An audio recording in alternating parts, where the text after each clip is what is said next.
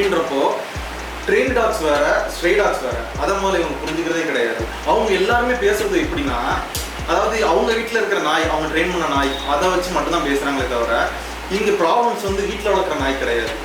Stray tax எப்படி behave பண்ணுது அப்படின்னு. அவங்க குடும்பத்தில் இந்த மாதிரி ஒரு சம்பவம் நடந்திருப்பான்னு கேட்டால் டவுட்டு தான். அப்படி நடந்திருந்தாலும் அதனோட இழப்பு வந்து அவங்களுக்கு வந்து ரொம்ப கம்மியாக தான் இருக்கும்.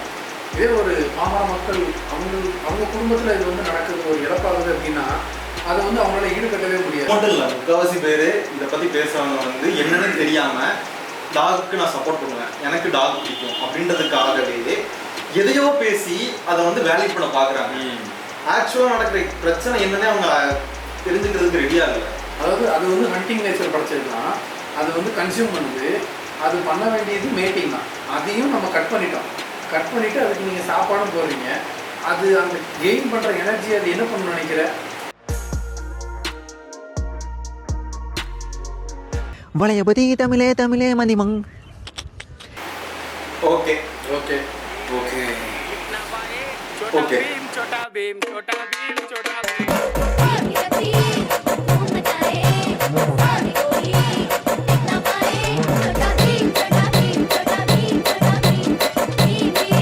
நாய்கள் சாப்பிட்ற நாய் ஆள் நாய் ஆர்வலர்கள்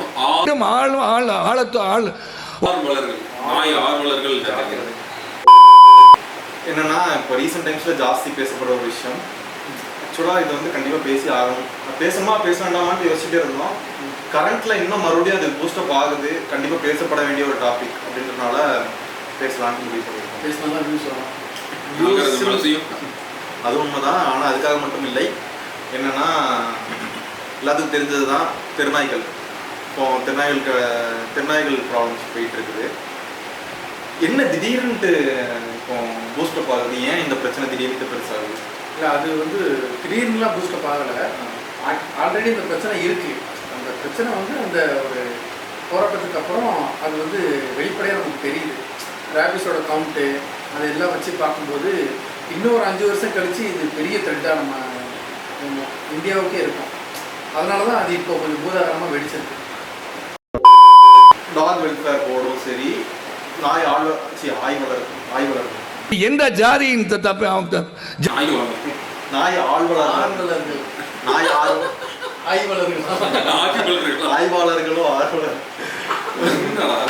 நாய் ஆர்வலர்கள் இருப்பாங்கல்ல, அவங்க எல்லாம் சேர்ந்து ஒரு ப்ரொடெக்ட், அதுக்கப்புறம் பேரணி இந்த மாதிரிலாம் போய் அதுக்கு அகேன்ஸ்டாக இது பண்ணாங்க. ஸோ அதோட இது நடந்துச்சு. அது வந்து ஒரு 2 வீக்ஸ் 3 வீக்ஸ் முன்னாடி அது நடந்துட்டு இருந்துச்சு. அதுக்கப்புறம் என்னாச்சுன்னா, அது வந்து முன்னாடி இன்னொரு மறுபடியும் அந்த சட்டம் திருத்தப்பட்டுச்சு. அதாவது எல்லா நாயையும் கேப்சர் பண்ணி இது பண்ண வேண்டாம், ராபிஸ் அறிகுறி இருக்கிற நாய்களை பிடிச்சி அவங்க வந்து கருணை கொலை செஞ்சுட்டு மற்ற எல்லா நாய்க்குமே அதாவது குடும்ப கட்டுப்பாடு இந்த மாதிரி, அதாவது குடும்ப கட்டுப்பாடும் சரி, இன்ஜெக்ஷன் தடுப்பூசி போடுறதும் சரி, வேக்சினேஷன், ஸோ இந்த மாதிரி ஆக்ஷன்ஸ் எடுக்க சொல்லி ரூல் வந்து. அது கூட இன்னொரு ரூல் வருது. என்னன்னா, நாய்க்கு வந்து பொதுமக்கள் ஃபீட் பண்ணக்கூடாது, திருநாய்களுக்கு ஃபீட் பண்ணக்கூடாதுன்ற ஒரு ரூல். அதுக்கும் அகெயின்ஸ்டாக இப்போ வந்து நிறைய ப்ராப்ளம்ஸ் போயிட்டு இருக்கு. இப்போ ரீசெண்ட் டைம்ஸில் அந்த நியூஸஸ் கொஞ்சம் ஜாஸ்தி வந்து பார்க்கப்படுது, நிறைய இடத்துல பார்க்குறோம். ஸோ அதை பேஸ் பண்ணி நியானாலையும் பேசியிருந்தாங்க, அதை எல்லாரும் பார்த்துருப்பீங்க. ஸோ அதோட ஒரு ரியாக்ஷன் தான். விரட்டி விடணும் அப்படின்னு கேட்கக்கூடிய ஒரு தரப்பும், இன்னொரு பக்கம் இந்த ஆபத்து இருக்கு, அதனால தெருநாய்கள் இல்லாத ஒரு நகரம் வேண்டும் என்று சொல்லக்கூடிய தரப்புமாக இருக்கு. ஏன் தெருநாய்கள் அகற்றப்பட வேண்டும் என்று நீங்கள் நினைக்கிறீர்கள்? அவ்வளவு அந்த கோர் கொஸ்டின் சார். குழந்தைங்க வந்து விளையாடவே போக முடியறது இல்லைங்க சார். எந்த டைமும் வெளியே விடவே முடியறது இல்லைங்க. கேட்டு திறந்து வச்சா உள்ள வந்துடுது. நீங்க எந்த ஏரியா? ஈரோடு. 2 வீலர்ல ஹைவேல போயின்னு இருந்தேன். எப்பயும் ஓடி வந்து கிராஸ் பண்ணுச்சு. ஜஸ்ட் அதை சேவ் பண்ணணும்னு சொல்லிட்டு நான் பிரேக் போட்டு விழுந்து கை கால் எல்லாமே ஃப்ராக்சர். ஜஸ்ட் ஹெல்மெட் போட்டிருந்ததால நான் my life was safe. Okay, விபத்து, குழந்தைகள் விளையாட முடியல, வேற அதற்கான பொருளாதாரத்தையும் நம்ம பார்க்கணும். அதில் எவ்வளவு பொருளாதாரம் வீணாகுதுன்னு. இப்போ 13,75,000 டோஸ் இன்ஜெக்ஷன் போடுறதா சொல்கிறாங்க. அது எல்லாமே இம்போர்ட்டட் வேக்சின். ஒரு வயல் வந்து 179,200 ரூபா. அரசாங்கம் இதை வந்து நாய்க்கடி இல்லாமல் இருந்தால் இந்த செலவை வந்து வேற ஏதோ ஒரு உயிர் காக்கும் மருந்துகளை வாங்குறதுக்கு செலவழிக்க முடியும். இதில் ஃபர்ஸ்ட் டிகிரி பைட்னு சொல்லுவோம். அது வந்து ஆழமான முகத்தையோ அல்லது கால்களில் கைகளில் தசை ஆழமாக போய் கடிச்சிருந்தா அதை 3rd டிகிரின்னு சொல்கிறப்ப ரேபிஸ் இம்யூனோகுளோபின் ஒரு வேக்சின், அது ஒரு டோஸ் போடணும், அந்த இடத்த சுற்றி தான் போடுவாங்க. அதுக்கு 10,000 20,000 வரைக்கும் செலவாகும். இப்போ கடைசியாக பேசின ஒரு சொன்ன பாயிண்ட் வந்து பயங்கரமான ஒரு பாயிண்ட்டு.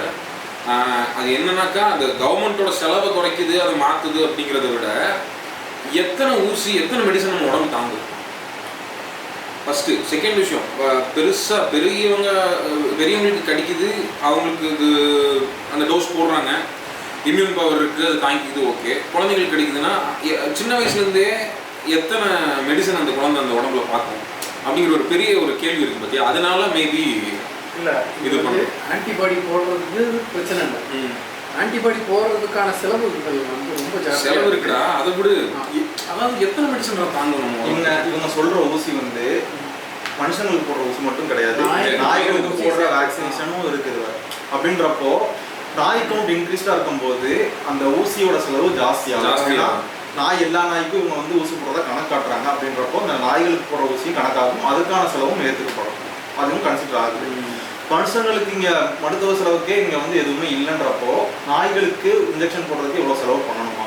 இப்போ வீட்டில் நம்ம ஒரு நாய் வளர்க்குறோம்னா அதுக்கான செலவு எல்லாமே அவங்கவுங்க எடுத்துக்கிறாங்க, ஓகேவா? பட் தெருநாய்களுக்கான செலவு முற்றிலும் எடுத்துக்க வேண்டியது கவர்மெண்ட் தான் எடுத்துக்குது. அப்படின்றப்போ கவர்மெண்ட் எடுத்துக்கிற காசு நம்மளோட காசு தான், பொதுமக்களோட காசு. எனக்கு அந்த நாய் இருக்கணும்னு விருப்பப்படுறோம்னா இல்லைன்னு விருப்பப்படுறோம், பட் என்னோட காசு இருக்கோ அது செலவாகுது. செலவு பண்ணுறது தப்பு இல்லை, ஓகே. பட் அதுக்குன்ட்டு ஒரு அளவு இருக்குது, அது அளவுக்கு அதிகமாக போகிறது தான் இங்கே பிரச்சனை. சார் டாக் வந்து ரொம்ப இன்டெலிஜென்ட் அனிமல் சார். அது டாக் வந்து அசஸ் பண்ணிட்டு வர அசஸ் பண்ணிட்டு நமக்கு ஒரு ஆபத்து இல்லை இந்த மனிதரால் அப்படின்னு அது உணரும் போது ஒன்றுமே பண்ணாது. அதாவது வரவங்க என்ன பண்ணுவாங்கன்னா கொஞ்சம் ஒரு பயத்தோடு அதை நாயை வந்து அட்டாக் பண்ண அவங்க நினைப்பாங்க. இல்லை 2 நாளைக்கு முன்னால் தொட்டலில் தூங்கிட்டு இருந்த ஒரு குழந்தைய போய் ஒரு நாய் கவிட்டு வந்துருக்கு. சரிங்களா? அந்த குழந்தைக்கு வந்து தன்னை கவிடுது நாயின்னு கூட தெரியாது. அதனால் நாய் வந்து ரொம்ப அறிவுள்ள பார்த்து அசஸ் பண்ணி இவ்வளோ வந்து இது நல்லவரா கெட்டவரான்னு பார்த்தா கடிக்குதுன்னு நீங்கள் சொல்கிறீங்க இல்லையா? அதெல்லாம் வந்து இப்போ கிடையாது. அப்புறம் ரெண்டாவது இன்னொன்று சொல்கிறேன், அந்த குழந்தை இப்போ கவிட்டு போகுது இல்லையா ஒரு நாய், நமக்கு அந்த நாய்க்கு நம்ம இறக்கப்பட்டு இவ்வளோ சொல்கிறீங்க, இந்த குழந்தை மேலே நமக்கு எந்த ஒரு இறக்கமே வர மாட்டேருக்கு. எனக்கு உண்மையாக ஆச்சரியமாக இருக்குது. நீங்கள் மோடி இறக்கணும், என்ன கருணை உள்ளவங்களாக இருக்கணும். ஸோ கடிப்பட்டங்களாட்டு ஒரு குழந்தை கடிப்படுதுன்னு சொல்லும்போது இவங்களுக்கான வலி அதிகமாக இருக்குது. இவங்ககிட்ட நான் வலியே இல்லை, எனக்கு அது உண்மையிலே எனக்கு பெயினாக இருக்குது. இல்லை வலி இல்லாமல் ஐயா அப்படி கிடையாது, பிறப்புக்கும் எல்லா உயிருக்கும் வள்ளுவர் சொல்லியிருக்காருல்ல, அது மாதிரி அது எல்லாருக்குமே வந்து அது இறக்கம்ன்றது ஆக்சுவலாக அவர் சொல்லியிருப்பாரு. அதாவது நாய் இன்டெலிஜென்ட்டான அனிமல்ஸ், அதாவது எல்லா படத்துலையும் வந்து நாய் இன்டெலிஜென்ட்டாகவே காமிச்சிட்டாங்க. இங்கே காட்டு நாய் எல்லாமே ட்ரெயின்டு டாக்ஸ், ஓகேவா? ட்ரே டாக்ஸ்க்கு இவ்வளோ இன்டெலிஜென்ட். முதல்ல டாக் 5 அறிவு, மனுஷன் 6 அறிவு. 6 அறிவு இருக்கிற மனுஷனுக்கே நிறைய இடத்துல வந்து அதான் இல்னஸ், மென்டல் இல்னஸ் வருது.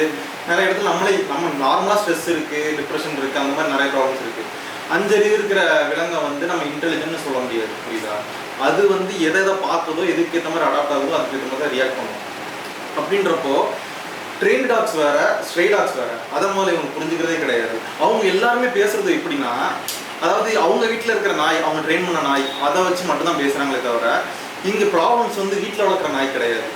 ஸ்ட்ரே டாக்ஸ் எப்படி பிஹேவ் பண்ணுது அப்படின்றதான். அதை யாருமே இவங்க போய் ட்ரெயின் பண்ணுவாங்களா? ட்ரெயின் பண்ண மாட்டாங்க. அதுக்குன்னு ப்ராப்பர் ட்ரைனிங் கொடுப்பாங்களா? கொடுக்க மாட்டாங்க. நம்ம ட்ரெயின் பண்ணணும்னு நினைக்கிறவங்க ஸ்ட்ரே டாக்ஸ் அவங்க இவ்வளோ சொல்கிறாங்கல்ல, அப்போ அவங்களே போய் டாகை வந்து ட்ரெயின் பண்ணி ஹியூமன்ஸ்க்கு ஏற்ற மாதிரி அடாப்ட் பண்ணுவாங்களா? பண்ண மாட்டாங்க.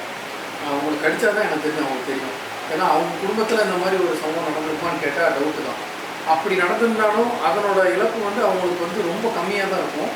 இதே ஒரு பாமர மக்கள் அவங்க குடும்பத்தில் இது வந்து நடக்குது, ஒரு இழப்பாகுது அப்படின்னா அதை வந்து அவங்களால ஈடுகட்டவே முடியாது. அவர் சொல்றாருல்ல, அதாவது நாய் கடிச்சிட்டு போனதை வந்து அவங்க வந்து நாய்க்கு ஏதாச்சும் சொன்னா அவ்வளோ இறக்கப்படுறாங்க. ஒரு குழந்தைய கடிச்சிட்டு போயிட்டுன்னு சொல்றாங்க, அவங்களுக்கு அந்த இறக்கமே இல்லை, புரியுது? அவங்க அவ்வளோ சப்போர்ட் பண்றாங்க. ஆனா இப்போ கூட ரீசெண்டாக நிறைய ப்ராப்ளம் தமிழ்நாடு வந்துச்சு. அதுக்கு குரல் கொடுக்காதவங்க இப்போ இதுக்கு வந்து குரல் கொடுக்குறாங்க. எளிய மக்கள் ஒரு மக்களாவே மக்களை மதிக்காதவங்க, அதாவது ஹியூமனிட்டி பேசுறவங்க, ஹியூமனிட்டி இல்லை ஆனா அனிமல்ஸ்க்கு வந்து ரொம்ப இது பண்றாங்க. எல்லா உயிரினத்திலும் இருக்கணும்னு தான் சொல்றோம். Okay correct. நீங்க சொல்றீங்களா பிறப்புக்கும் எல்லா உயிருக்கும் இல்லையா?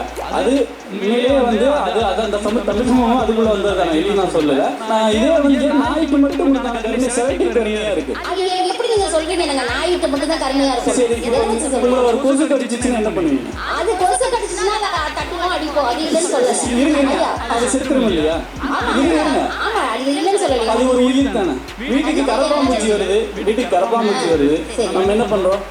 ஏதோ ஒன்று வச்சு லைட் நம்ம தொந்தரவு வரைக்கும் வந்துடுது. ஒரு பாம்பு கொத்த வந்துருது, நம்ம என்ன பண்றோம்? உடனே எல்லா உயிருக்கும் சரி, பாம்பு கொள்றீங்க, கரப்பாம்பூச்சி ஏன் கொள்றீங்க, ஏன் கொசுவை கொள்றீங்க? எனக்கு அது பதில் சொல்லுங்க. அது உயிர் கிடையாதா? அது ஒரு உயிர் தான், இல்லைன்னு சொல்லல. அது உலகத்துல பிறந்த ஒரு உயிர் தானே. நம்ம ஒரு இஷ்யூ பேசினா அந்த இஷ்யூல இதை என்ன சால்வ் அவுட் பண்ணலாம் நீங்க பேசும்போது நமக்கு ஒரு தீர்வு கிடைக்கும். நீங்க எடுத்தீங்க அதுக்கான கருணை, அன்பு, புனிதம் நீங்க பூசும்போது அதோட இஷ்யூ நம்ம பேச முடியாது, அது தீர்வும் கிடைக்காது. இவங்க நேரம் வரக்கூடிய நாயை வச்சு நம்ம பேசும்போது, பிரச்சனை பேசும்போது அதை பார்த்தீங்களா, கருணையா இருக்கணும், அன்பா இருக்கணும், எல்லா உயிர்களையும் மதிக்கணும் நீங்க சொல்லும்போது நம்மள இந்த இஷ்யூ ரைஸ் பண்றவங்களை குற்றவாளியாக்கிட்டு அவங்க தங்களை வந்து அதேதான் ரீசனிங். அதாவது நான் வந்து நீ சாப்பிட்டேன்னு கேட்டா நான் கேட்டதுக்கு பதில் சொல்லாம சம்மந்தமே இல்லாம இதே பேசி அதை டைவர்ட் பண்றதா எனக்கு வேலை. மெயினாக தான் உண்மையை சொல்ல போனால் நம்ம பாயிண்டே கிடையாது. அதுவும் வந்திருக்கு பேசணும் அப்படிங்கிறதுக்காக உட்காந்து பேசணும் மாதிரி இருக்காது. அது மட்டும் இல்லை, முக்கால்வாசி பேர் இதை பற்றி பேசுறவங்க வந்து என்னன்னு தெரியாம டாகுக்கு நான் சப்போர்ட் பண்ணுவேன், எனக்கு டாக் பிடிக்கும் அப்படின்றதுக்காகவே எதையோ பேசி அதை வந்து வேலிட் பண்ண பார்க்குறாங்க. ஆக்சுவலாக நடக்கிற பிரச்சனை என்னன்னே அவங்க தெரிஞ்சுக்கிறதுக்கு ரெடியா இல்லை. இவ்வளோ கருணையாக இருக்கிறவங்க அதான் இங்கே யாருமே அவ்வளோ கருணைவாதிகள் கிடையாது. அவ்வளோ அது எப்படி சொல்றது, அவ்வளோ மகாத்மா தன்மைலாம் யாருமே கிடையாது. சஃபர் ஆகிறவங்களை பற்றி யோசிக்கவே மாட்டேன். இவங்களுக்கு வந்து என்னன்னா அந்த விக்டிம் அந்த அந்த ஒரு அந்த பார்வையே இல்லை. குருட்டுத்தனமா பேசுறது. அதாவது நான் என்ன எனக்கு ரொம்ப பிடிக்கும் அவ்வளோதான், அதுக்காக நான் என்னன்னாலும் பேசுவேன். பட் அதனால மற்றவங்க என்ன ஃபேஸ் பண்றாங்கன்னு யோசிக்கவே மாட்டேங்கிறாங்க. அந்த பசி தான் சார் மெயின், எல்லாத்துக்கும் காரணம் அந்த பசி தான் சார். இதுதான் சார் மூல பிரச்சனையே இதுதான். Today's dogs overfed. நாய்க்கு சாப்பாடு இல்லைன்னா 24 மணி நேரம் சாப்பாடு தேடிக்கிட்டு இருக்கோம். காலைல 3:30 மணிக்கு பார்த்தீங்கன்னா 3 கிலோமீட்டர் 4 கிலோமீட்டர் எங்கெல்லாம் சந்தை இருக்கோ, கறிகடை இருக்கோ, அங்கெல்லாம் போய் நாய் சாப்பாடு தேடும். விவசாய டாக்ஸ் ரொம்ப பயந்த நாயெல்லாம் நைட் 3 மணிக்கு தான் வந்து சாப்பாடு தேடும். நாய்க்கு அதிக சாப்பாடு போட்டிங்கன்னா அது என்ன ஆகும்? நீங்கள் அதை கருத்தரை பண்ணி அதனுடைய ப்ரொப்ரேஷன், அதாவது ரீப்ரொடக்ஷன் ஆர்கன்லாம் ரிமூவ் பண்ணிட்டீங்க. அதுக்கு இருந்த ஒரே இன்பம் அந்த ப்ரொப்ரேஷன், அதையும் பிடிங்கிட்டீங்க. அது என்னன்னா பெருத்து போயிட்டு இருக்கு. அதுக்கு ஏதாவது ஒரு ரிலீஃப் தேவைப்படும். அந்த ரிலீஃப் தேவைப்படையில என்ன பண்ணுறது, வண்டி போனால் அதாவது அது வந்து ஹண்டிங் நேச்சர் படைச்சது தான். அது வந்து கன்சியூம் பண்ணுது. அது பண்ண வேண்டியது மேட்டிங் தான். அதையும் நம்ம கட் பண்ணிவிட்டு அதுக்கு நீங்கள் சாப்பாடும் போடுறீங்க. அது அந்த கெயின் பண்ணுற எனர்ஜி அது என்ன பண்ணணும்னு நினைக்கிற, இந்த மாதிரி யாராவது போகும்போது விரட்டுறது, அவங்க என்டர்டெயின்மெண்ட்டாக அதுக்கு தெரியுது. நம்ம அது ஸ்டார்ட் பண்ணுறது என்ன, இப்போ ஒரு சின்ன பிள்ளை, அதாவது அந்த நாய் உயரத்துக்கு இருக்கிற பிள்ளைய ஒரு நாய் போய் கவுன்னு வச்சுக்கோ, லைட்டாக இழுத்து போட்டு ஆடுற மனப்பாவோட தான் இருக்குது. கூட்டத்தில் இருக்கிற எல்லா நாயும் அந்த மைண்ட் செட்டில் இருக்குமான்னு தெரியாது. கடிக்கிற நாயும் இருக்கும். ஒன்று கடிச்சதுன்னா மாற்றி கடிச்சிடும். 6 அறிவு இருக்க மனுஷங்களே புள்ளிங்கத்தனமா அப்படின்றப்போ எல்லா ஜீவன் அதுக்கு எப்படி பிஹேவ் பண்ணணும்னு நம்மளால ப்ரெடிக்ட் பண்ண முடியாது. நாய் பெருகிற காரணமே அனிமல் லவர். சாப்பாடு போட்டவங்க, நீங்கள் எடுத்துகிட்டு போனவங்க நீங்கள் தான். இது வந்து மேன் மேட் ப்ராப்ளம். ஓகே, ஒரு இன்ஜெக்ஷன் போட முடியல ஒழுங்கா, ஒரு கருத்தடை அறுவை சிகிச்சை பண்ண வேண்டியது நீங்க பண்றீங்க சார். அதான் பிரச்சனையே சார். எல்லாமே கவர்மெண்ட் பார்த்தா அப்புறம் எது சார் நீங்க வந்து சோறு போறீங்க ரோட்ல? இல்ல நீங்க நம்மனா அவ்வளவு பெரிய பணக்கார நாடா, நீங்க போடல ஷெல்டர்ல நீங்க போட்டுறீங்களா? அகமதாபாத்லயும் ராபிஸ் ஃப்ரீ சிட்டியா இந்தியாவில் இருக்குது.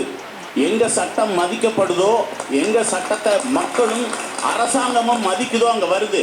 இங்க இருக்கிற சென்னையில இப்ப அனிமல் லவர்ஸ் தானே சார் நீங்க எல்லாரும்? 1 லட்சம் பெட் டாக்ஸ் இருக்குதான். 10 லட்சம் பேர் தான் லைசன்ஸ் வாங்கியிருக்கீங்க. மிச்சம் 90 லட்சம் பேர் லைசன்ஸ் வாங்கல சார். ஒரு வருஷம் ஆகுது சார் நான் அப்ளை பண்ணி, அப்படியே நிக்குது. நீங்க பாருங்களேன் சார், இப்போ லைசன்ஸ் வரல, நீங்க என்ன செய்யணும் சார்? எனக்கு அதெல்லாம் வேணாம் சார். இல்ல அவர் தான் பாயிண்ட். இப்போ அவங்க வந்து அந்த நாயை நீ வச்சு வளர்க்குறாங்கன்னு சொல்றீங்க. மேபி அதை காட்டி அவர் டொனேஷன் வாங்கியிருக்கலாம், யார்ட்டையாவது டொனேஷன் இப்படி வாங்கியிருக்கலாம். இப்போ இதை நம்ம தடை பண்ணுறாங்க அப்படின்னா அந்த டொனேஷன்ஸ்லாம் வந்து கட் ஆகிடும். தெரியுது அவங்களுக்கு. அது இந்த மாதிரி ஆட்கள் தெரியல. பட் ஆக்சுவலாக சில பாடிஸ், ஜென்ரல் பாடிஸ் இருக்கு, ப்ரைவேட் பாடிஸே இருக்குது. என்னன்னா இந்த மாதிரி இதுக்கு ஃபண்ட் கலெக்ட் பண்ணி அவங்க பார்க்குறாங்க. ஓகேவா? அவங்க மேபி ஆக்சுவலாக கருத்தடையிலேருந்து எல்லாமே ப்ரைவேட் கிட்ட போயிடுச்சு. அவங்க தான் பண்ணணும். அவங்க அதுக்கான ஃபண்டு கவர்மெண்ட் வாங்குறாங்க, பட் அதை ப்ராப்பராக பண்ணுறது இல்லை. ஸ்டெர்லைஸ் இதில் கூட இந்த வீடியோவில் கூட பேசியிருப்பான்னு நினைக்கிறேன். அதாவது நாயை கூட்டு போயிட்டு என்னன்னா ஸ்டெர்லைஸ் பண்ணுறதுக்கு வந்து மார்க் பண்ணுவாங்க. இந்த நாய் வந்து பிளேட் போட்டு ஸ்டெர்லைஸ் ஏதோ ஸ்க்ராட்ச் மாதிரி போட்டு விட்டு பண்ணிட்டாங்கன்னு அர்த்தம். அந்த மாதிரி பண்ணிட்டாங்கன்றது மார்க் பண்ணுறது. பட் அங்கே வந்து பண்ணாமலே நாய்க்கு இந்த மார்க் போட்டு விட்டுறது. ஓகேவா? ஸோ இந்த மாதிரி இது சொன்னாங்க சட்டம் எந்த இடத்துல மதிக்கப்படுதோ அந்த இடத்துல கவர்மெண்ட் ப்ராப்பராக வேலை செய்யும். எல்லா இடத்துக்கும் இதாக இருக்கும். கிட்டத்தட்ட அந்த மாதிரி தான். இப்போ நீங்கள் அதை தானே சொல்ல வரேன். அதை வந்து ப்ராப்பராக ஊழல் கரப்ஷன் தான். ஸோ ப்ராப்பராக அவங்க அதை வந்து பண்ணியிருந்தாங்கன்னா இந்த ப்ராப்ளம் கிடையாது. கவர்மெண்ட் சைடும் இந்த ப்ராப்ளம் இருக்குது. ஏன்னா it has become complicated. They are asking ஒரு சர்டிஃபிகேட் கொண்டு வரணும், வெட்டினரி டாக்டர் சர்டிஃபிகேட் வேணும் அப்படின்ட்டு நிறைய பேருக்கு வந்துட்டு. நான் உங்களுக்கு ஒன்று சொல்லுவேன், நான் வளர்க்க போகிறேன், லைசன்ஸ் கூட கேட்க முடியாது. சரியா? நான் ஒரு வண்டி ஓட்டுறதுனாலே இத்தனை ரூல்ஸ் இருக்குது. ஏன்னா நீங்கள் தூக்கிட்டு போவீங்க, நல்லா வளர்ப்பீங்க, நான் பார்க்கணும்ல. அப்போனாச்சு அதுக்கான டாக்குமெண்டேஷன் நீங்கள் கொடுக்கணும். அதை கொடுக்கலன்னா அது எப்படி லைசன்ஸ் கொடுப்பாங்க? அதனாலேயே நிறைய அபேண்டன்மெண்ட் பண்ணிட்டு இருக்காங்க. ஒரு தெருவில் இருந்து நாயை எடுத்துக்கொண்டு போய் இன்னொரு தெருவில் விட்டால் தப்புன்னு சொல்கிற இதே ஜனங்கள் வந்து நம்ம நாட்டு சீதோஷ்ண தட்பவெப்ப சூழ்நிலைக்கு ஒத்துக்கொள்ளாத நாய்களை எப்படி இறக்குமதி பண்ணுறாங்கன்னு தெரியல. இப்படி ரோட்வெயிலர் ஒரு அமெரிக்கன் ஒரு ஜெர்மன் நாய்க்கு எப்படி வருது, அதுக்கு அங்கேயே ஒரு குற்றம் நடந்து தான் இவங்க வாங்கி வைக்கிறாங்க. அதை இங்கே இருக்கிற இதை மாற்றி அங்கே கொண்டு போகிறதுக்கே இவ்வளோ சண்டை போடுறீங்க. அங்கேருந்து எப்போ இங்கே வரைக்கும் நீங்கள் இம்போர்ட் பண்ணியிருக்கீங்கிற மாதிரி ஒரு கேள்வி. இதுக்கு எனக்கு தெரிஞ்சு வேறு யாராலையும் பதிலே சொல்லவே முடியாது. சொல்கிறவனா இருந்தால் அவன் சமாளிக்கிற விஷயமா தான் சொல்லுவான். இதில் நீ இன்னொன்று பார்த்தீங்கன்னா, இப்போது இந்த வளர்க்குறாங்கல்ல டாக்ஸ் வளர்க்குறவங்க பிறகுறவங்க தான் பார்த்தீங்கன்னா நம்ம ஊர் ப்ரீடு யாருமே வச்சுக்கல. ஜெர்மன் ஷெப்பர்டு, பிட்புல்லு, பாக்ஸரு அப்படின்னு ஃபாரின் ப்ரீடை வச்சு அதை தான் பராமரிக்கிறாங்க. இப்போது இவங்கெல்லாம் இவ்வளோ ஆர்வப்படுறாங்க. இந்த இப்படி திருநாயை வந்து பண்ண போகிறோம் அப்படின்னு சொல்கிறப்போ எதிர்ப்பு தெரிவிக்கிறவங்க அந்த ப்ரீடெல்லாம் எதுக்கு வாங்குறீங்க? அடாப்ட் டோன்ட் ஸ்டாப்னு தான் வந்து எல்லா இடத்துலையும் போட்டிருக்கு. அப்படின்றப்போ நீங்கள் எதுக்காக அதை கடையில் போய் வாங்கணும்? தெருவில் சுற்றுற நாய்க்கு மேலே உங்களுக்கு அவ்வளோ அக்கறை இருந்தால் அதை நீங்கள் தத்தெடுத்துக்கணும். எடுத்து அதை நல்லா பராமரிங்க. உங்களை யாரும் வேண்டாம்னு சொல்லலை. நீங்கள் வெளிநாட்டிலேருந்து நாயும் வாங்குவீங்க, இங்கே நாய் பெருகுது அதை தடை பண்ணணும்னு சொல்கிறப்பவும் நீங்கள் எதிர்ப்பு தெரிவிப்பீங்க. அப்படின்னா இதனால் சஃபர் ஆக போகிறது என்னவோ கஷ்டப்படுற மக்கள் தான். இன்னொன்று சீதோஷண நிலைமை, அதாவது நம்ம கிளைமேட்டுக்கு செட்டே ஆகாது. அதை இம்போர்ட் பண்ணுற நீங்கள் இதை வந்து தள்ளி வைக்கிறதுக்கு பேசிட்டு இருக்கீங்க. எப்படி நீங்கள் அதை இம்போர்ட் பண்ணி இது பண்ணுறீங்கன்னு இந்த இவங்க பேசுகிற எல்லாருமே இவங்களுக்கு இந்த ப்ராப்ளம் நடந்திருக்காரு. ஏமா இவங்க யார் ரோட்டில் நடந்து பார்த்துருக்கேன். இன்னொரு விஷயம், ஒருவேளை இவங்களுக்கு நடந்திருந்தாலும் அந்த நாய்க்கு எவ்வளோ தான் பேசியிருக்காங்க. அதான் சொல்றேன், இவங்க நடக்கிறதுனால தான் இவங்க வந்து சப்போர்ட் பண்றாங்க. இவங்க யாருமே விக்டிம் கிடையாது. விக்டிமா இருந்தால் தானே அந்த கஷ்டமே உங்களுக்கு தெரியும். இவங்களுக்கு அதை பற்றி கேரே கிடையாது. நாயை பார்த்து உங்களுக்கு என்ன பயம்? சார் ஆக்சுவலாக வந்து எனக்கு நடந்த ஒரு இன்சிடென்ட் தான். என்னோட அம்மாவுக்கு தான் கடிச்சது ஆக்சுவலாக நாய். ஸ்டில் கடிச்சு ஒரு 6 years ஆகுது, 6 to 7 years ஆயிடுச்சு. ஸ்டில் அதனால அவங்களுக்கு ப்ராப்ளம் இருக்குது. தெருநாய் தான் சார் கடிச்சு 6 week வரைக்குமே டாக்டர் சொல்லிட்டாங்க உங்கள் அம்மா இருக்கு, நாங்கள் உத்தரவாதம் தர மாட்டோம். ஏன்னா எங்கள் அம்மாவோட சேர்த்து அதே ஸ்ட்ரீட்டில் 3 பேருக்கு கடிச்சது. செகண்ட் வீக்கு ஒரு அங்கிள் இறந்தார். உங்கள் அம்மாவே கடிச்சிருக்கு, உங்கள் அம்மா இவ்வளோ இருக்க மாட்டாங்கன்னா நாளைக்கு போய் அந்த இடத்துல போய் ஃபுட்டு வைப்பீங்களா நாய்க்கு? வைக்க மாட்டேன். கடிச்சிருச்சுன்னா நான் வைக்க மாட்டேன். அப்போ உங்களுக்கு ஒரு ஆபத்துன்னு வரும்போது அது வைக்க மாட்டேன்ட்டு அந்த நீங்கள் வந்து நியாயமாக இப்போ இந்த தகவல் ஒன்றும் இந்த கிரியானால நம்ம பேசலை. இந்த மாதிரி உணவு வைப்பதால நாய்கள் எண்ணிக்கை அக்குமுலேட் ஆகுது ஒரு இடத்துல. அது போகிற வர வகையில் கடிக்குதுன்னு தொடர்ச்சியாக ஒரு 4-5 வருஷமா இந்த பஞ்சாயத்து நடக்குது. ஆனாலும் உணவு வைக்கப்பட்டு கூட தானே இருக்கு. அப்போ அந்த மனநிலை என்ன? அது சுச்சுவேஷன் தானே சார். ஒரு நாய் கடிக்குதுன்னா அப்போ நம்ம என்ன ப்ரிகாஷன் அங்கே பண்ணணும், அந்த நாய்க்கு என்ன பண்ணணும் அப்படிங்கிற ஒரு ஸ்டெப் இருக்காம மொத்த நாயுமே இது வேணாம் அப்படிங்கிற ஒரு மனப்போக்கம் தப்பு தானே பொதுவாக சொல்றது. கடிச்ச கொசுவை அடிக்க வேண்டியதானே? இதுக்கு மற்ற கொசுக்கும் மருந்து தெளிக்கிறீங்க. கொசுக்கும் நாய்க்கும் ஒரு வித்தியாசம் இருக்கு. கொசு நாய் ஒன்னா சார்? அப்போ இந்த கேள்வி சரிதானே? நாயும் மனுஷரும் ஒன்னா? இங்கே வந்திருக்கிறவங்களுக்குலாம் இந்த பிரச்சனை நடந்திருக்கானே தெரியல. ஃபஸ்ட் அதாவது அவங்க பாதிக்கப்பட்டிருந்தா அது அவங்களுக்கு தெரியும். அவங்க பாதிக்கப்படலை. இப்போ இங்கே வந்து அவங்க கேட்கும்போது ஓ நான் இதெல்லாம் பண்ணுதா அப்படிங்கிற மாதிரி தான் அவங்க இது அவங்களே ஆச்சரியமா தான் கேட்குறாங்க. அப்படின்றப்போ இது நாகார்ஜுனாவா அப்படிங்கிற மாதிரி எது நாகார்ஜுனாவா? அதான் என்னது நாகார்ஜுனா கேட்குறேன், என்னது டாமியா என்னது பொண்ணுங்க குடிக்கிறாங்க. லேடிஸ் எல்லாம் கூச்சிட்டு ஒண்ணுமே கிடையாது மச்சி வா அப்படின்ற மாதிரி அந்த மாதிரி தான் கேட்குறேன். அவங்களுக்கு ரியாக்ட் பண்ணவே தெரியல. ஆனாலும் முட்டு கொடுக்கலாம், இந்த அளவுக்கு முட்டு கொடுக்க கூடாது. ரெகுலராக என் பையனை ஸ்கூலுக்கு தனியார் பள்ளிக்கு அழைச்சிட்டு போகிறது வழக்கம் சார்.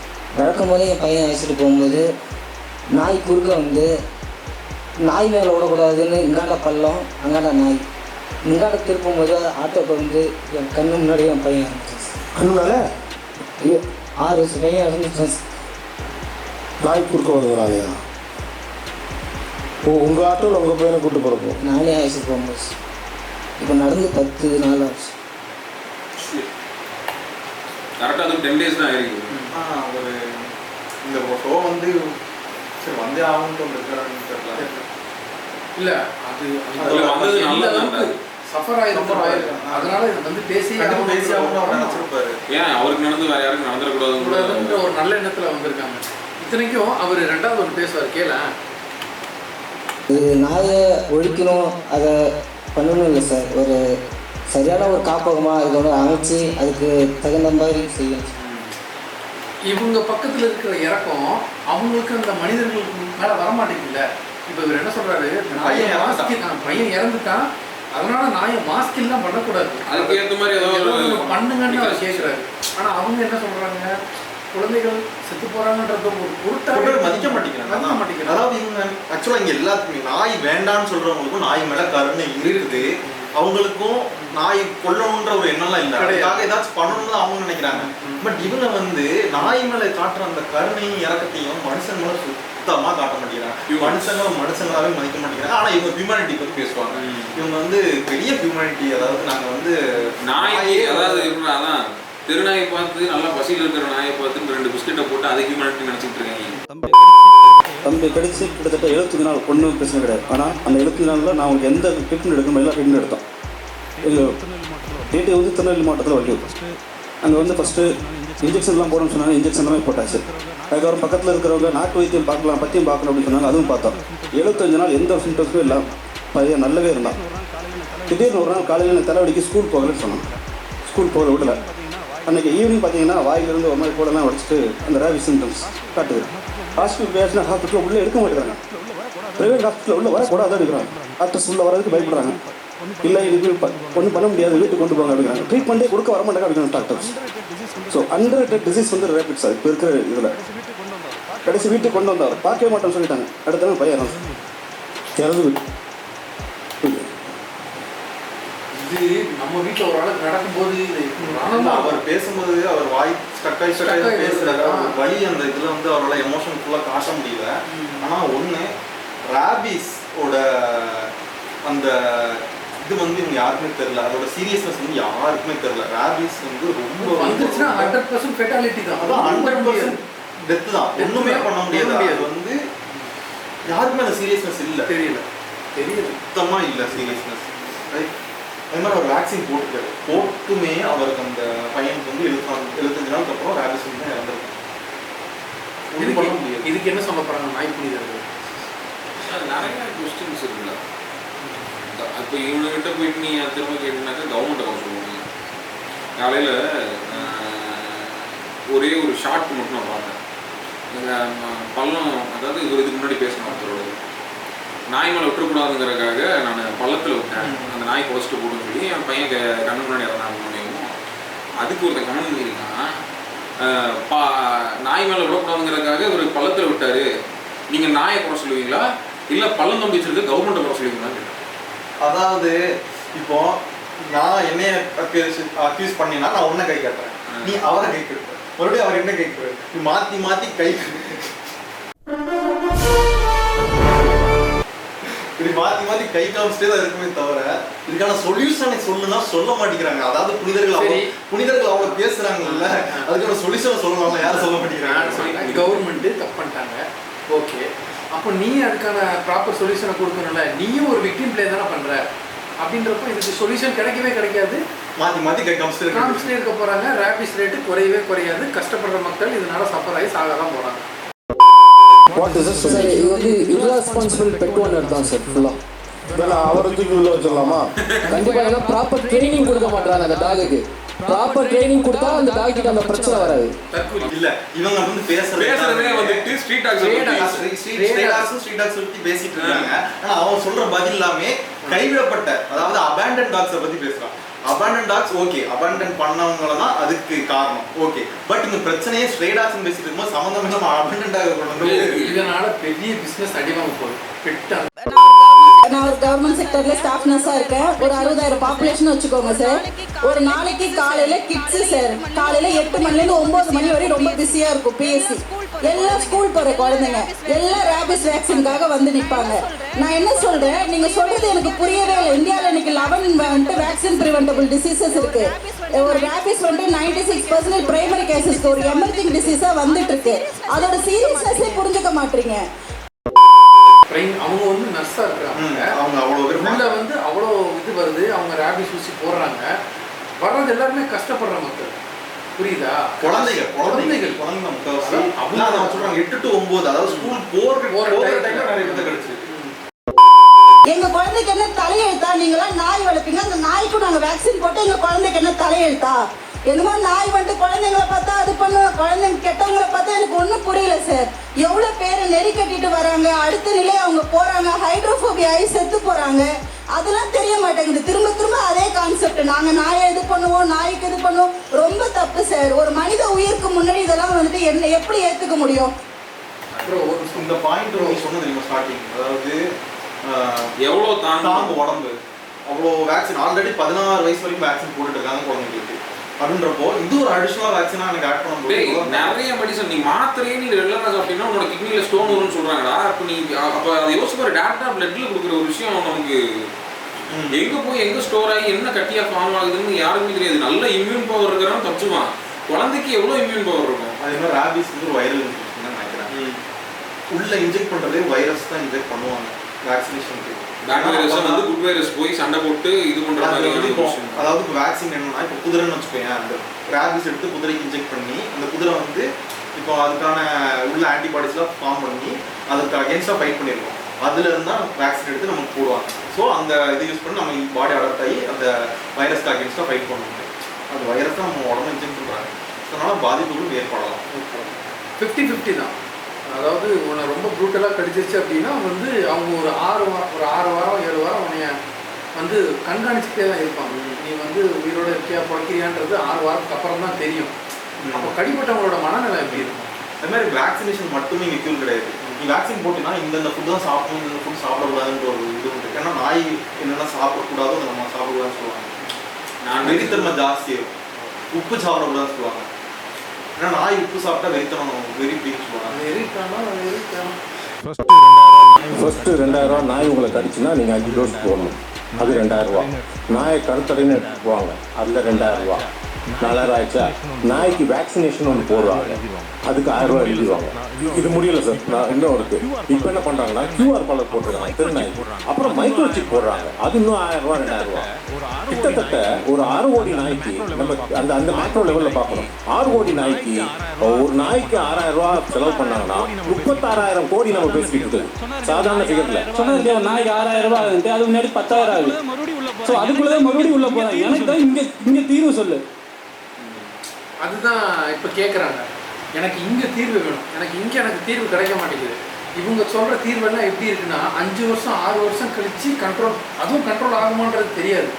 இப்போ இவங்க சொல்கிறாங்க இவ்வளோ வேக்சினுக்கு இவ்வளோ போடணும், 6 ரூபா 8 ரூபா கிட்ட செலவாகுதுன்னா இதில் எவ்வளோ கையாடல்கள் பண்ணுவாங்க, இதில் எவ்வளோ ஊழல் பண்ணுவாங்க, இதுலேருந்து எத்தனை டாக் தப்பிக்கும், அப்படி தப்பிக்கிற டாக்னால எவ்வளோ பாப்புலேஷன் உயரும், அப்புறம் அந்த நிலைமை வந்து ரொம்ப கைமீறி போயிடும்.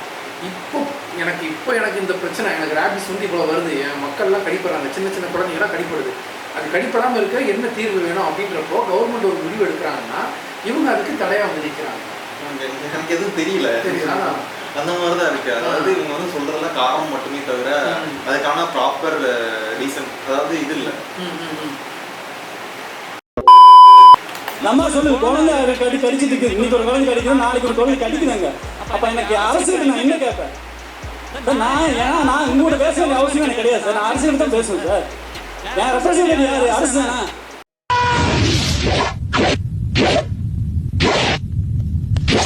இப்போ என்ன பிரச்சனை நீங்களாம் வந்து இன்ஃப்ளூயன்ஸ் பர்சனா இருந்தங்காட்டி அரசு உங்களுக்கு பயப்படுது. கரெக்ட். எனக்கும் கவர்மெண்ட் தான் இங்க டீலிங். நீங்க உள்ள வர நான் இதுக்கடா உன்கிட்ட பேசணும், உனக்கு பதில் சொல்ல வேண்டிய அவசியம் கிடையாது. நான் வந்துட்டு அரச கேள்வி வைக்கிறேன், அவனுக்கு பதில் சொல்றேன், நான் திருப்பி பதில் சொல்லிட்டு போறேன். இதுக்கு வந்துட்டு நீங்க வந்து இன்ஃப்ளூயன்சரா இருக்கிறதுனால அரசு உங்களை பார்த்து பயப்படுது. இதுதான் மேட்டர். தப்பா இன்ஃப்ளூயன்ஸ் பண்ணிடுவாங்க. ஒரு நிமிஷமா, நீங்க உங்க ஏரியா நாயனா உங்க நாய் தானே? ஆமா. ஓகே, அது யாரையாவது கடிச்சா நீங்க பொறுப்படுத்திப்பீங்களா? கண்டிப்பா முடியாது. முடியாது. ஆனா அந்த பொறுப்பை யார் ஏத்துக்குவா? அது கவர்மெண்ட் தான். அவ்வளவுதான். அவ்வளவுதான். முடிஞ்சு போகலாம். போங்க எல்லாம் வீட்டுக்கு போங்க பேசாம. ரீசெண்டாக வந்துட்டு ஒரு வண்டி ஒரு இடத்துல வேற இடத்துல மாற்றி வச்சப்போ இது வரைக்கும் இப்போ இல்லாத பிரச்சனை திடீர்னு பார்த்தா ஒரே ஸ்மெல் வர ஆரம்பிச்சது. கொண்டு போய் சர்வீஸ் கொடுத்தப்போ சொன்னாங்க ஒரு ரேட் செத்து போய் கடந்தது.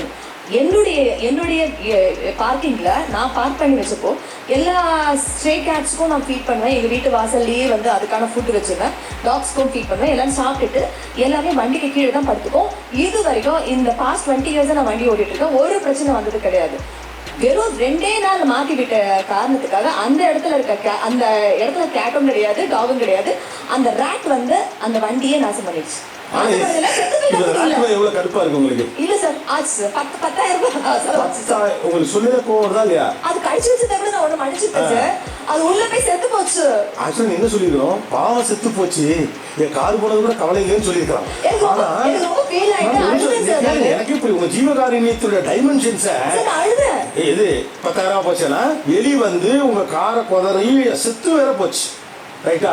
அதுக்கே உங்களுக்கு இவ்வளவு கோவம் வருது. பெத்த பிள்ளைய நாய் கடிக்குது, வயசான அம்மாவை நாய் கடிக்குது, அந்த குழந்தை இறந்து போச்சு. இது உங்களோட சிம்பிள். ஒரு கார் டேமேஜ் எப்படா சொல்றது, அது எக்ஸாம்பிள் அது கேட்டுருச்சு. ஆக்சுவலா கண்ணு முன்னாடி, அப்பாவோட கண்ணு முன்னாடி 6 வயசு பையன் ஒருத்தன் இறந்துருக்காங்கிற ஒரு விஷயத்த கேட்டுட்டு அது ஒரு எக்ஸாம்பிள் சொல்லுது. 2 நாள் நான் மாற்றி விட்டேன், அந்த இடத்துல வந்து டாகும் இல்லை கேட்டும் இல்லை, அதனால ஒரு எலி உள்ள போய் என் கார் டேமேஜ் பண்ணிருச்சு, 10,000 ரூபாய் அங்கே உயிர் போயிருச்சு. ப்ரோ இவங்களுக்கு வந்து ஸ்ட்ரேடாக் மேலே அக்கறை கிடையாது. இவங்களுக்கான அக்கறை பிஸ்னஸில் தான் இருக்குது. சுயநலம் ரொம்ப ஜாஸ்தியாக இருக்குது. இவங்களுக்கு இதனால் பெரிய பிரச்சனை ஒன்றும் வரப்போகுது. அதை ப்ரிகாஷன் பண்ணுறதுக்கு தான் இவங்க இவ்வளோ நாடாக ஆடிக்கிட்டாங்க. இவங்களுக்கு ஸ்ட்ரேடாக் மேலேயோ மனிதர்கள் மேலேயோ எந்த ஒரு கருணையோ இறக்கமோ கிடையாது. சொல்லப்போனால் நம்மளை விட அவங்களுக்கு கருணை ரொம்ப கம்மியாக இருக்குன்னு நினைக்கிறேன். பேசுறதெல்லாம் பார்த்தீங்கன்னா அப்படியே இந்த அனிமல் ஆக்டிவிஸ்ட் மாதிரியே பேசுறோம். உன்னோட காரை நீ கவனிக்கணும், அதை விட்டுட்டு அதை வந்து எலி உள்ள செத்து போச்சு, என் நாய் இருந்திருந்தா அது வேலிடேஷன் பண்ணாது. அந்த எலி செத்து போச்சுன்னா இவங்க டாக்குக்காக அக்கறைப்படுறவங்க எலிக்காக அக்கறைப்படணும்ல. அதனால அவர் கேட்குறாங்க, இதுக்காக இவ்வளோ அக்கறைப்படுறவங்க. குழந்தை செத்து போச்சுன்றதுக்காக ஒரு இதுவுமே அவங்க இது பண்ண மாட்டேங்கிறாங்க. இது ஆக்சுவலாக என்ன இனம்னே தெரியல. இது வந்துட்டு எப்படி தெரியுமா, இப்போ ஒரு கல்ச்சர் உருவாயிருக்கு, அந்த பெட் பேரண்டிங் கல்ச்சர். அதுதான் எனக்கு 2 வாட்டி டூ வீலர் ஆக்சிடென்ட் ஆச்சு. 2 வாட்டியுமே குறுக்க ஒரு குழந்தை ஓடி போய் எனக்கு ஒரு வாட்டி குழந்தை ஓடி வந்தது. இதெல்லாம் அவங்க ரொம்ப எனக்கே கொஞ்சம் கோவம் வருது. இல்ல அதுதான் சொல்றேன். அப்போ எனக்கு அந்த டைம் எனக்கு 2 வாட்டி ஆக்சிடென்ட் ஆச்சு. அந்த மாதிரி ஒரு சப்போஸ் அவர் ஒரு பிஸி ஏரியாவில் இருக்கும்போது ஒரு குழந்தையே உள்ள ஓடி வந்தது. பேசாதீங்கம்மா, இதனால தான் உண்மையில உங்களுக்கு கோவம் வருதுமா. இப்போ நீங்க என்ன சொல்ல வரீங்கன்னா, ஏப்பா அந்த குறுக்க ஒரு நாய் வந்து உனக்கு ஆக்சிடென்ட் ஆன மாதிரியே ஒரு குழந்தை வந்து ஆக்சிடென்ட் ஆகிருந்தா என்ன பண்ணிருப்பேன்னு கேட்கறது இருக்குல்ல, இன்சென்சிபிலிட்டியோட உச்சம். I completely condemn this. I completely condemn this. அது எப்படி நீங்க பேச முடியும்? ஒரு நாய் குறுக்க போய் ஒருத்த வந்து ஒரு புள்ள சாகுறதுக்கும் ஒரு புள்ள குறுக்க போனதால நீங்க கீழே விழுறது ஒண்ணா? கருணைங்கிறது கொஞ்சம் கூட இல்லைன்றது தான் எனக்கு. அவங்க இவ்வளவு நேரம் பேசினதை நியாயப்படுத்துறதுக்காக ஒரு சில எக்ஸாம்பிள்ஸ் சொல்றாங்கடா. அந்த எக்ஸாம்பிள் வந்துட்டு எப்படி சொல்றதா, அது எக்ஸாம்பிளா கூட ஏத்துக்க முடியாத லெவல்ல இருக்கக்கூடிய ஒரு விஷயம். முழுக்க மழுமட்டைத்தனம் சொல்லுவாங்க. அந்த குரூப் நாய் புனிதர்களே மழுமட்டைகளா இருக்கிறாங்க. அதாவது யோசிக்கிற ஒரு காமன் சென்ஸ்ல அன்சென்சிபிள்னு சொல்றாங்கல்ல, உண்மைக்குமே இந்த கூட்டமே ஒரு அன்சென்சிபிளோட உச்சம் தான். ஒரு கம்யூனிட்டி டாக்னு வச்சுக்கோங்களேன், ஒரு தெரு, அந்த தெருவில் இருக்க எல்லாரும் அந்த நாய்களோட அன்பா பழகி ஒரு கம்யூனலா நல்லா ஒரு கம்யூனிட்டி டாக் இருக்கணுங்கிறீங்க. எஸ், சரி, ஓகே. நான் பக்கத்து தெருலேருந்து வரேன், இப்போ என்னையே கடிச்சு விடுமே, உங்களுக்கு கண்டிப்பா கிடைக்கும். அது தெருவிலேருந்து மேடம் இருக்க வடபழனி ஏரியாவுக்கு போகணும்னா அங்க விசா வாங்கிட்டு போகணுங்கிறீங்க. அப்படி கிடையாது. இதை நீங்க இல்ல ஒரு நிமிஷம் இருங்க. நீங்க எந்த நேரத்துல போறீங்க? நைட் டைம்ல போறீங்க. நைட்டா? ஏன் போகாம நைட்ல போறீங்க? ஏன் போறீங்க? இல்ல ஒரு நிமிஷம் கிடையாது. நான் கேட்கறதுக்கு நீங்க பதில் சொல்லுங்க. நான் சொல்றேன். நீங்க 11 மணிக்கு இல்ல, நீங்க சும்மா நீங்க போனீங்கன்னா அதனுடைய இடம் வந்துட்டு நீங்க மிட் நைட்டுக்கு மேல 9 மணிக்கு மேல போனாலே அதுக்கு இரவு தான். அது நிச்சயமாக உங்களை கடிக்க வருது அப்படின்றத விட, இந்த ஊருக்கு ஒருத்தன் வரான், அவன் வந்து ஒழுங்கானவனா திருடனா எனக்கு தெரியாது, புதுசா ஒருத்தன் வரானா அந்த ஊருக்காரங்களுக்கு கண்டிப்பா காலிங் பெல் அலர்ட் பண்ணும். இருங்க, அது வந்து குறைக்கும். ஆனால் எல்லா நாயும் வந்து நாயால பாதிக்கப்பட்டவர்கள் ஒரு லிஸ்ட் இருக்குல்ல, அந்த லிஸ்ட்ல பணக்காரர்கள் அஃப்ளூவன்ட் பீப்புள் எவ்வளவு பேர்? பெரும்பாலும் கிடையாது. பெரும்பாலும் கிடையாது. ஏன் கிடையாது? ஏன்னா பெரும்பாலும் அவங்க ரோட்லயே நடக்கிறது கிடையாது சார். அப்ப பிரச்சனை யாருக்கு இருக்கு? அதுக்கு அடுத்த பட்ச மக்கள் அதான் ரோட்ல நடக்கிறவங்களுக்கு இருக்கு. அப்ப முடிவை யார் எடுக்கணும்? ரோட்ல நாய் இருக்கணுமா இல்லையானே? மிடில் கிளாஸ் தான் சார். அவங்க எப்படி சார் எடுக்க முடியும்? என்னமா இது இப்ப பிரச்சனை? அதானே இது. ஒரு போல இங்க இருக்கு, இன்னொரு போல இங்க. மறுபடியும் சுத்தி விட்டுட்டே இருக்காங்க தவிர. இல்லடா, அதுக்கு பதில் தெரிஞ்சிருச்சு. ஆக்சுவலா அது சொல்ல வந்தது என்னன்னாக்கா, அவங்க தான் சார் எடுக்கணும்னு சொல்ல வந்துச்சு. அப்படி அது சொல்லியாச்சுனாக்கா அது உட்கார்ந்துருக்கிறதுக்கான தேவையே கிடையாது. டிபேட்டே முடிஞ்சு. ஆக்சுவலா அந்த ஒரு பாயிண்ட் அவங்க தான் எடுக்கணும்னு சொல்லியாச்சுன்னா அந்த டிபேட் இவ்வளவு நேரம் பேசினதுக்கான ஆர்குமெண்ட்டே முடிஞ்சு. இந்த மாதிரி ஒரு வளர்ந்த நகரங்களில் இன்னைக்கு வந்து கிட்டத்தட்ட 6 கோடி தெருநாய்கள் இருப்பதாக ஒரு புள்ளி ஒரு சொல்லு. இதை வந்து நம்ம எப்படி சகிச்சுட்டு போக முடியாது. நம்முடைய தெருக்களை பாதுகாப்பான தெருக்களாக்கும். இப்போ சில பேர் சொன்னாங்க, அந்த நாய்கள் நீங்கள் போய் இது பண்ணுறீங்க, டீஸ் பண்ணுறீங்க, அதை கல்லை விட்டு எறிகிறீங்க, அப்படிலாம் பண்ணக்கூடாது, கவனமாக இருக்கணும் அப்படின்லாம் சொல்கிறாங்க. இப்போ இதெல்லாம் எதுக்காக நம்ம இதெல்லாம் செய்யணும்? இப்போ நம்ம குழந்தைகிட்ட போய் நீங்கள் நாய்கிட்ட இப்படி நடந்துக்கணும், அந்த ஒரு தெருவில் போனீங்கன்னா அந்த குழந்தை வந்து நீ வந்து நாய்கிட்ட இந்த விதமாக நடந்து கொள்ளணும், நம்ம நாயை வந்து அந்த குழந்தைய பயிற்றுவிக்க போகிறோமா? அதற்கான அவசியம் இருக்கிறதா? எந்த மாதிரி ஒரு சமூகத்தில் நாம் இருக்கிறோம்? நாயையும் மனிதர்களையும் ஒப்பிடுற ஒரு சமூகத்தில் நாம் இருக்கோமா? கரெக்டான கொஸ்டின். ஆக்சுவலாக இவர் கேட்ட கொஸ்டின் வந்துட்டு நாயையும் மனுஷங்களையும் நம்ம ஒப்பிடுற சிச்சுவேஷனில் இருக்கோம் அப்படின்னு. நாயை மதிக்கிற அளவுக்கு கூட மனுஷனை மதிக்கிறது கிடையாது. அது வந்து இந்த சைடில் உட்காந்து நம்ம சொல்லிச்சு போடுறாங்க. நான் சரியான குழந்தை ஓடி வந்துச்சு, அதனால எனக்கு ஆக்சிடென்ட் ஆச்சு. அவங்களோட குழந்தை ஏதாச்சும் ஆரம்பிச்சுட்டா அதான் இங்க இருக்கிற எல்லாருமே விக்டிம் சைட்ல இருந்து பேசுறதே கிடையாது. அவங்களோட கஷ்டத்தை புரிஞ்சுக்கிறது கூட ரெடி ஆகல. புரியுதா? இதே இது அவங்க வீட்டுல கண்டிப்பா ஏதாச்சும் ஒண்ணு நடந்து இருந்துச்சுன்னா, நாயால பிரச்சனை கூடாது நடந்து இருந்துச்சுன்னா இவங்க வந்து அப்படியே ஆப்போசிஷன்ல உட்காருவாங்க. இவங்க என்ன நினைக்கிறாங்கன்னா, நாய்லாம் சின்ன குலைக்கும், கத்தும், என்ன மிஞ்சி போனா துரத்தும், அதோட போயிருந்துட்டு அதனால நிறைய உயிர்கள் போயிருக்கு. பாத பிக்சர், மூஞ்ச பிக்சர் எவ்வளவு பேர் எடுத்திருக்கு. வாழ்த்துக்கள். வாழ்த்துக்கள்.